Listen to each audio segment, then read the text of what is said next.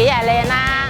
雖然咧平時咧都會翻來參加咧咁大型嘅活動咧，都係第一次，感到咧好有意義。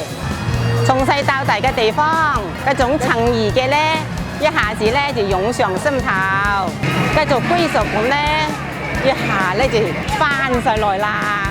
同呢度咧，我代表我哋外家女咧，感謝兩家人為我哋做嘅好多個工作，流咗好多汗水，辛苦晒你哋啦。響度咧恭祝我哋兩家人家庭幸福，身體健康。